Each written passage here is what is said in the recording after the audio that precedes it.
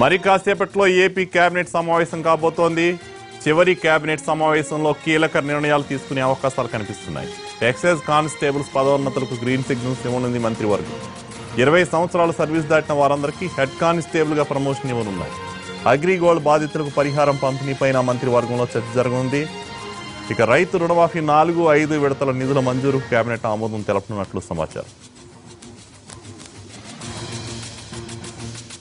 AP cabinet భేటీకి సంబంధించి పూర్తి వివరం మా ప్రతినిధి రమేష్ ఆలూరి అందిస్తారు. రమేష్, ఎన్నికల ముందు జరిగే చివరి కేబినెట్ సమావేశం ఇదే అనుకుంటా. ప్రభుత్వం ఏ అంశాలపై చర్చించబోతుందంటారు? కళ్యాణ్, ఇప్పటికే సంక్షేమ పథకాల విస్తరణ, కొత్త సంక్షేమ పథకాలు ఆమోదానికి సంబంధించి వరుసగా రాష్ట్ర ప్రభుత్వం ప్రకటన చేస్తుంది. వాటికి కేబినెట్ ఆమోదం కూడా తెలుపుతోంది. ఈ రోజు కేబినెట్ లో కూడా కొన్ని పథకాలకు సంబంధించి ఆమోదం తెలిపే దిశగా అజెండా సిద్ధం చేశారు. రైతులకు సంబంధించి రుణ ఉపశమనంలో భాగంగా 8,000 కోట్ల రూపాయలు ఇంకా ఆ పెండింగ్ లో ఉంది. ఆ అమౌంట్ రిలీజ్ చేయడం, వాటిని డిస్ట్రిబ్యూట్ చేయడం అనేది ఒక గ్రాండ్ ఈవెంట్ లాగా చేయాలనేది రాష్ట్ర ప్రభుత్వం యొక్క యోచన ఉంది. దానిపై ఈ రోజు కేబినెట్ లో చర్చ జరిగే అవకాశం కనిపిస్తోంది. పెన్షన్లు, అదేవిధంగా డ్వాక్రా పసుపు కుంకుమ కానుక ఏదైతే ఉందో ఆ 2 పథకాలను ప్రజల వద్దకు తీసుకెళ్లి ఒక ఈవెంట్ లాగా ఆ ప్రజల మధ్యనే డిస్ట్రిబ్యూషన్ ఏ రకంగా చేశారో, రైతు రుణ ఉపశమనానికి సంబంధించినటువంటి 8,000 కోట్ల బకాయిల చెల్లింపు కార్యక్రమాన్ని కూడా అదే విధంగా చేపట్టాలనేది, తద్వారా ప్రజల్లో రాష్ట్ర ప్రభుత్వం చేస్తున్నటువంటి సంక్షేమ కార్యక్రమాన్ని ఎన్నికల వేళ మరింత చర్చ జరిగేలా చేయవచ్చు అనేది ప్రభుత్వం యొక్క ఆలోచన ఉంది. దానికి సంబంధించి ఈ రోజు కేబినెట్ లో విధి విధానాలు కూడా ఖరారయ్యే అవకాశం మనకు కనిపిస్తా ఉంది. ఇప్పటికే 8,000 కోట్లు రిలీజ్ చేయాలి అనేది ఒక నిర్ణయం కూడా తీసుకున్న నేపథ్యంలో దానిపై ఈ రోజు ఒక చర్చ జరగాలి. వీటితో పాటు అన్నదాత సుఖీభవ పథకాన్ని ప్రకటించారు. దానికి ఆమోదం కూడా తెలిపారు. అయితే దాన్ని ఎక్స్టెండ్ చేస్తూ ఒక్కో కుటుంబానికి ఎంత మొత్తం చెల్లించాలి, కేంద్రం ఇచ్చేటటువంటి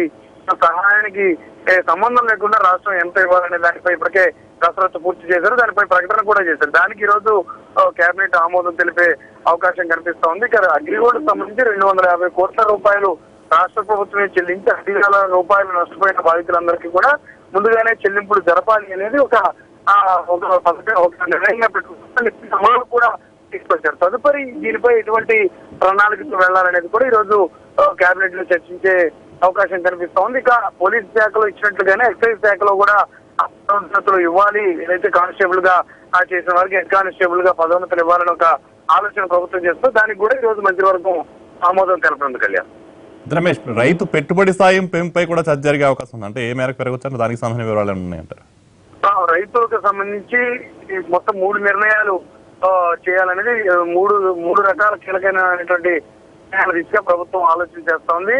ఆ విషయంలో కూడా ఏదైతే రుణమాఫీకి సంబంధించి ఇవ్వాలి అనేది ఒక నిర్ణయం జరిగిందో దాన్ని అమలు ఎలా చేయాలనేది ఒకటి. రెండోది, రైతు బంధు పథకాన్ని పోల్చుతూ కొన్ని పథకాలను తీసుకురావాలని ప్రభుత్వం ఆలోచన చేస్తున్న నేపథ్యంలో అదే పథకాన్ని ఇప్పుడు ఒక ప్రకటన కూడా చేయడం జరిగింది. అయితే దీన్ని కేంద్రం ఇచ్చే సహాయం కంటే భిన్నంగా ఇతర రాష్ట్రాలు చేసిన దానికంటే మిన్నగా ఇవ్వాలనేది ప్రభుత్వం యొక్క ఆలోచన. దానికి అనుగుణంగానే ఒక్కో కుటుంబానికి 9,000 పైచలకు లబ్ధి చేకూరే విధంగా ఉండాలి అనేది ప్రభుత్వం.